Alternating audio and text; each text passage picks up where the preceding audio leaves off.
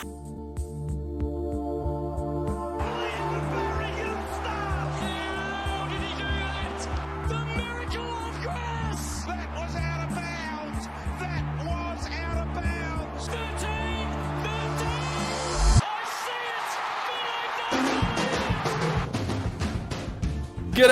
community, and welcome to another Jock, Reynolds, Supercoach podcast. I'm Lekdog. I'm excited to talk GWS today. Before I do, shout out to Telebeats for always providing us that fantastic intro, which gets me very excited. And shout out to supercoachchampion.com, who are offering you a deal. If you like Supercoach Championship rings, and if you don't know what I'm talking about, head to supercoachchampion.com. Check out their range of Supercoach rings. They've sent us a bunch to test out and look at. They're beautiful, well-made pieces of bloody bling. And you can go in, get your league, $10 each. You can get yourself a ring, winner take all, get the ring at the end of the year. It's fantastic, and they're supporting us, and they've got a special offer for you. Same day, free delivery. If you use the code JR2021, that is JR2021 at checkout, go to supercoachchampion.com, tell them Jock sent you, and have a bloody ball. They're amazing. Go on our Facebook page. There's video of me opening one. It's amazing. It's the best. They're the best things. All right. Another pocket podcast here today to talk the GWS Giants, and I'm joined by none other than Azza, the beautiful human being. How are you? I am absolutely fantastic, mate. I'll tell you what, you've really talked up those rings. I'm definitely going to be getting one after this podcast after that. Mate, they're awesome. I've got a whole collection. We use them in one of our keeper leagues. I won last year. It's just, they're an awesome little collectible memento. They're bloody fun. Oh, that's great. No, I love that little intro. That's going to be fantastic. I'm going to have to remember that for any of the other pocket profiles I'm in. All right, Azza, we're here to talk GWS Giants. I find myself a little uninspired heading into this podcast after looking through their list. Off the top, we'll age the podcast. We know that Lockie Whitfield is missing time with that bruised liver, and we know now that Braden Pruce is out with a shoulder in doubt for the early part of the season. Azza, they're kind of the most relevant GWS players. Well, yeah, I know that goes pretty much half the podcast.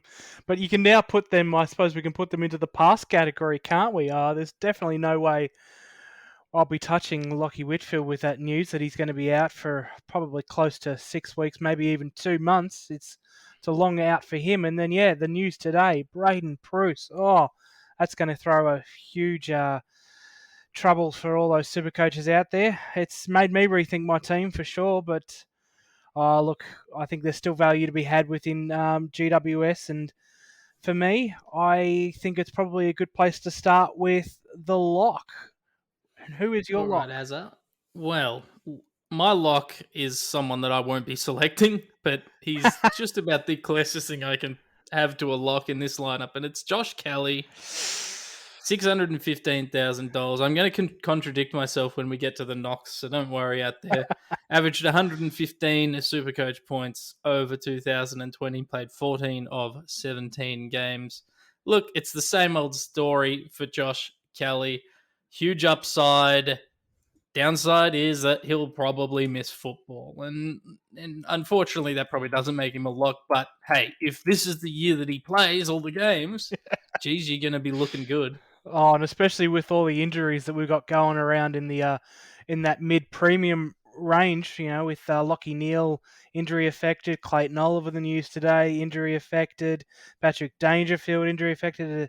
They're dropping like flies. So somebody like Josh Kelly, don't mind that pick as a potential lock. I had him as maybe a bit of a knock, given the return on investment as someone who is the 12th most expensive player in the game is probably not there. But with them dropping like flies, I reckon Josh Kelly could be a bit of a astute pick.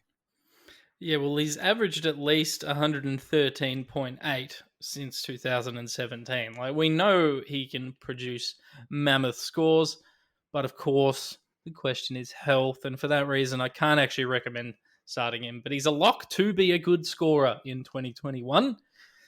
Just not 100% sure how often he'll be able to do it. Who's your lock, Az? For me, it's probably someone we'll maybe touch on a little bit more in because I know you had this person as your breakout as we were talking off air. But for me, my lock is Tim Taranto.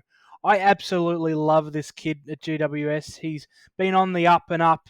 And yes, he may be cruel by injuries in this fourth season, but all the stats are projecting upwards. And I reckon it's just going to keep going upwards into 2021. I reckon he's probably going to be averaging in those high 105, 110. And given his price, it's hard to pass that value up. And for me, that makes him a lock. Yeah, look, he's really intrigued. So I'm happy to talk about him as a breakout contender now. Look, he, like you said, he ticks a lot of the boxes. The Beast Calculator likes him a lot. Came back from injury last year, was able to pump out an average of 96 from round 7 to 12, and then only the 75 from 13 to 18. But he certainly showed signs. And look, surely if they're going to be if GWS are going to be a respectable team this year, they're going to have to win a bit more ball in the midfield, be a bit more effective. And he's a damaging player. He maybe his downside is that he can impact all over the ground if he has to. So maybe the worry is that they use him like they used Stephen Gnigliog in the forward line last year. Hopefully they don't do that to Tim Taranto this year. No, I dare say that they'll probably be the rest. We'll probably see Canelio move more to the forward line. Taranto really in the inside midfields. I mean, there's plenty of talent still left in that side. With Jai Caldwell out, that also gives some more centre bounce opportunities to Tim Taranto. But I know we'll touch on it a bit later. But Tom Green's going to be the very one that'll be interesting to watch and how that might impact the centre bounce attendances for GWS. It will be very interesting. I think, like you said, that some talent left that side. Obviously, Zach Williams left the side. He didn't play much midfield last year, so that doesn't impact. Can we trust them to play Tom Green in the side regularly? Does Caldwell missing hurt much? Like, I don't actually see where the extra midfield minutes are coming for most of these guys, other than just, I don't know, who are they taking midfield minutes off? Are they going to play Gnigliog in the forward line more? What's going to happen in this side? I think as we touched on, Stephen Caniglio will probably move more forward. Hopper's, a pure midfielder. He had 75% of the centre bounce attendances last year. Was the number one ranked midfielder for GWS in that category. Josh Kelly probably will maybe miss out on a bit of time, move more to the wing as we've seen in past. Still have Matt DeBoer in the side and how he's best utilised, whether that is through the midfield or up forward, or is it, a small tagger. We're just not really sure. And then, of course, there's Callum Ward to speak about too, who's been in and out of the side due to injuries. If he's going to get a run early, there's also midfield minutes there that could be impacted.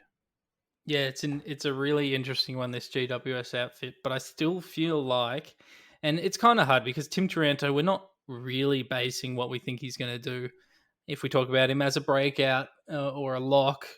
We can't really base it on what he did last year. We got to go back to 2019, where he averaged 102.4 for the year, played all 22 games, scored in the finals. He had 3 of 4 finals. He scored over 100, including a 143 in that awful grand final. Yeah. The kid has chops, and I think coming in at a discounted price, like you mentioned earlier, all these injuries are coming through for primos. Maybe finding value in the midfield is going to be where successful coaches get a leg up, and maybe this guy's the first step towards that. Yeah, definitely. I mean, I'm sure we'll talk about it in future articles of Jock Reynolds, but yeah, it does really start to feel like this is going to be the year for what we call mid-price madness, and there are a lot of those players in around that 400 to 50 mark, like Taranto, that does prove some good value. The other one obviously being Matt Rao from Gold Coast, who's just an absolute beast and will likely set the world on fire as he should have last year. But there's going to be a lot of players that will that do represent that value. But for me, Tim Taranto is the one that I keep coming back to, and he's been in my side quite a lot because of that value that I'm looking for. Someone around that price to really break out and reach the lofty heights of that top 10 midfielder, becoming that premium keeper. All right, let's move on to Knox. Mine will be quick. I'm just going to tee off against. I mean, it's not even their fault. It's probably all luck and bad luck. But GWS's fitness stuff. All these players are Ugh. getting injured. Josh Kelly doesn't play full years. Lockie Whitfield, he's injured. We got Bruce down. Callum Ward barely played last year. All these guys miss time. I know it's just luck. I know it's not their fault. But gee whiz, I want you to be Supercoach relevant, GWS. It's the only thing that's going to keep you in the news. So give me some consistency, please. And God, don't drop Stephen Kinnigiog again. Jesus, come on. Come on! Wise words there. It's been an interesting pre-season, and I just hope that there's not much more to come, because then there'll be a lot more questions asked of the fitness staff for sure. Azza, and you had a knock against Josh Kelly. I think we've pretty much covered it off. Do you have anything further to say about him Look, as a selection? I think we've talked about it enough given his fitness. I really don't like him. Even though he does average so well, it's just too big of a risk. If you're really wanting to get somebody as a premium player, you really want to make sure they're going to be playing every single game. And Josh Kelly does not tick that box. So for me, he's a knock. All right, let's talk to bolters. Now, we've both selected the same man here who we just touched on before, and that's Tom Green. I think this is a guy. Let's look at his current ownership, shall we? He currently is in 7.5% of teams at time of recording. I reckon we're going to see, after the first preseason game, after the intra-clubs and the scratch matches, I reckon we're going to see his ownership creep up to 15%, maybe up to 20%. I think there's going to be a lot of hype on this kid, and it might be justified. Do you have any thoughts on Tom Green? Look, I think you're exactly right. There's already been some element of hype. I know the Phantom is a huge advocate of Tom Green. He's on the train. He reckons he's the next huge breakout, probably even likening him to the Brayshaw breakout of 2020. I am a little bit more skeptical. I'm not really seeing it as of yet, but I reckon, yes, you're right. Those preseason games are going to be valuable to see how he's implemented into that GW side, how much centre bounce attendance he uses, where he's played, the structure of GWS's midfield. That's going to give us more of a bit of an insight into Tom Green and how he's going to play into 2021. If he does happen to be in that midfield more than 70%, if he's racking up the possessions, if he looks the goods, it'd be hard not to pick him. But again, we've been burnt by preseason selections before. I know I was. Darcy McPherson's the prime example for me. Yes. I really don't want to have to fall in the trap where Tom Green becomes the next Darcy McPherson. Fingers crossed it doesn't happen, but we've been there. Yeah. Yeah. I fell for that one. So did I I. fell for that one. Yep. I was all in on him. Tom Green, we know what he can do. Had the 30 disposals against the Demons in round 17 last year for a score of 119. He's only played 6 games. He's 351k. Yes, in theory, if the stars align, he should be a fantastic selection and breakout. But this is a guy I'm probably happy to catch on the up. If it gets to, if he tons up twice in the first 2 rounds, he's someone I'll look at maybe sliding one of my other mid prices to, but I don't think this is a player I want to start. I'm sure he'll be a fantastic Supercoach player for us for years to come, but at this stage, I don't actually have any data to bank on him. I know he was good in the juniors, but to be honest, most footy players are good in the juniors. That's why they're footy players. Nah, totally agree with that, Lek. That's fantastic. Well, let's move on down to the breakouts. We've already talked about my man, Tim Taranto. Once again, probably not a guy I'm starting, but a guy that I think has scope to break out. But you, Azza, have brought Lachlan Ash to the table. I don't know a lot about this kid, so I'm intrigued. Yeah, I really think there's a good potential for somebody like him or Isaac Cumming. I'm banking on Lachlan Ash, that with the absence of Zach Williams out of that half-back line, that somebody will need to pick up the slack. And for me, Lachlan Ash really looks like the type of player that will go that extra distance and will fit that mould that Zach Williams had from last year, which means there's going to be a nice healthy bump up in his Supercoach average this year, which really intrigues me. I haven't got him in my side at the moment, but keeping an eye on it. Again, preseason matches will determine it there, but for me, he's the one that really looks like he's primed for a breakout in the absence of Zach Williams.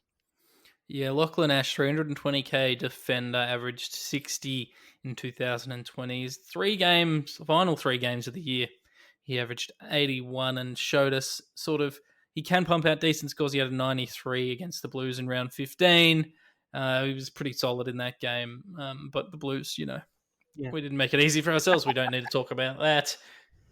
Look, he's an intriguing one because you're right. There's a void of significance in defense. No Heath Shaw, no Zach Williams. So some of these guys are going to have to pick up the points, but I just don't know, as you said, which one it's going to be. Ash played 12 games last year in his first year, which is a good sign that they want him that best 22. And exactly. we talk about security a lot now that we know we're only going to get teams 24 hours out from games. So making sure they're in their best 22 is important. And I'm not sold on him totally, Azza, but I appreciate your point. If I had to choose one, I'd probably be looking at Cumming myself. Yeah, the only reason I'm not sold on Cumming is again because we didn't see too much of him versus Ash last year. I reckon they're probably more suited to getting Ash in the side. And then, of course, we'll talk about this gentleman in a minute for my pick. But Jacob Ware's also the other person that might make that trend into the back line ahead of someone like Cumming. Could be really interesting to see where that goes in the preseason. Yeah, the GWS Giants, they've got a few players into that, I don't know what team, I guess your team. I was trying to think of a fancy name, but it's a team in the offseason. There's a few young up-and-coming defenders on their list. They also brought in, was it Cam Fleeton, I think? Cam Fleeton, and they've got guys like, what's his name? Starts with F. Flynn? Flynn, yeah. There's a lot of young guys pushing into this team, and they still give like Lachlan Keefe games. So, there's a lot of unknown, I guess, is what I'm trying to say. And someone's got to pick up these slack, but I just don't know who it's going to be. Let's push on to our traps. And it's funny because I talked about this guy being a bolter, but he's also my trap. I think everyone's going to jump on, but he's my trap. It's Tom Green. I see the validity, I see the points, but I understand the thought process when people talk about selecting him, but I don't think it's going to pay off for you. I think it's going to backfire. I think of all the 300k options, he's not one that I'm super keen on, and I just think you're wasting a midfield spot on him, and for that reason, he's my trap. I reckon that's fair. I mean, I've mentioned it just briefly before that I'd hate to see it, but I'm already getting eerie Darcy McPherson vibes that, if he gets into that preseason, absolutely dominates with huge scores, that people are going to jump on him and then sadly get disappointed in the season proper. It's not something I want to see for sure, but I think that is a very astute trap. For me, I've gone with Callum Ward. Again, we are seeing people jumping aboard this mid-price madness train, and there are players that really do offer value. Callum Ward, for me, isn't one of those players. Sure, he's averaged huge in seasons gone, but the injuries have just taken their toll, and he's just no longer the player that he used to be. So for that reason, he is my trap. Look, I think he does objectively present value, but it's not nearly enough value to warrant a selection. Like, he's going to outscore his $409,000 price tag, but not by a hell of a lot. I think if he was a forward line player, maybe I'd be more inclined to look at him. But 8 games in the last 2 years, and just didn't look the same when he came back. No. Did play a little bit forward, but yeah, no, it's a big no from me as well. But people will get sucked in because they see the fall in premium, and he has done really well. So he does scream trap. Yes, agreed. All right, our passes for this year. I've got Nick Haynes. Nothing against the bloke. I think he's, obviously had a really good year. Was had his value hyperinflated by some really strong performances, and then came back down to earth a little bit last year. And 528,000. I think for a little bit more you can get a Rory Laird. For a little bit less you can get a Daniel Rich. Listen to the Brisbane podcast. Nick Haynes is my pass. Totally get people who pick him, but he is not one that I will be looking at. How about you? Yeah, and for me, I'm on Toby Green as my pass. He's only had one full season in the past 9 years. He's always going to miss a few games, whether it's through injury or suspension. And he's been utilised in so many different positions that his scoring is just all over the shop as well too. He has the potential to pump out some huge scores. We've seen that, but at the same time, he'll also disappoint us with some low ones. And given that invariability, given the inconsistency, the durability factors, there's just not enough for me there to pick him. He is my pass.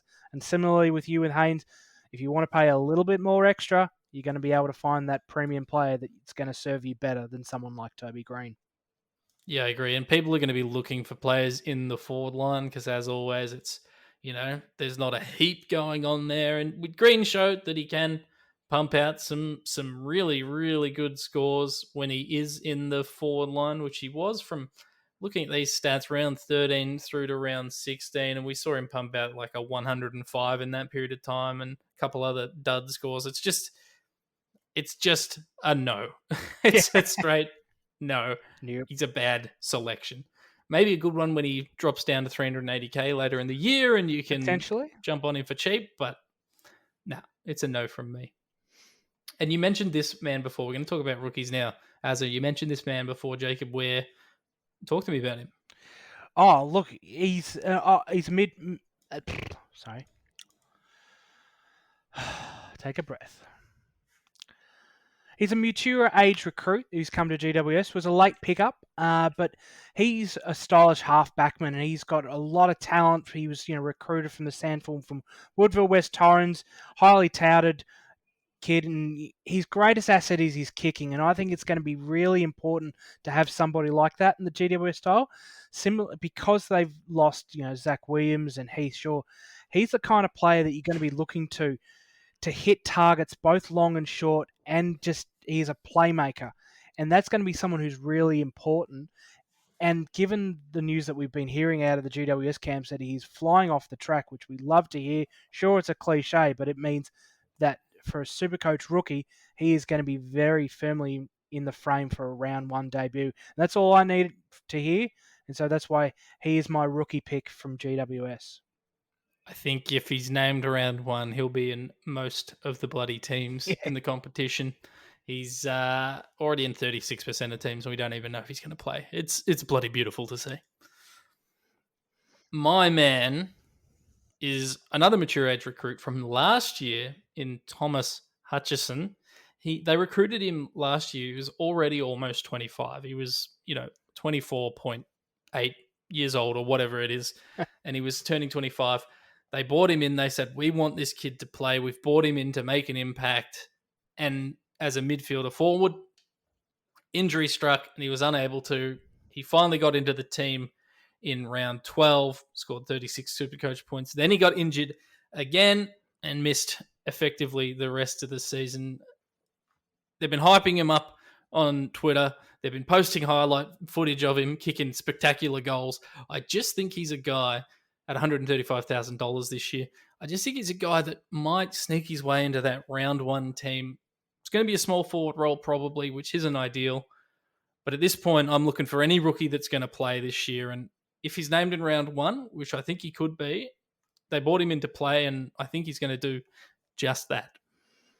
Yeah, I'm with you on that one, Lek. He's currently sitting in my M8 spot, and that's been floating around between him and Finlay McRae and other players. But yes, you're wholeheartedly right. If he is named round one, he will definitely be likely in my side. There's a lot to like about somebody like him, and rookies are going to be far and few between this season. So round one, bring it on. No, I'm very much looking forward to it. I'm very much looking forward to speaking to you again soon, Azza. But for now, we must depart. I hope everyone enjoyed our Supercoach review of GWS Giants. Thank you for joining me, Azza. Always a pleasure, Lek. Thank you for having me on this Pocket Profile.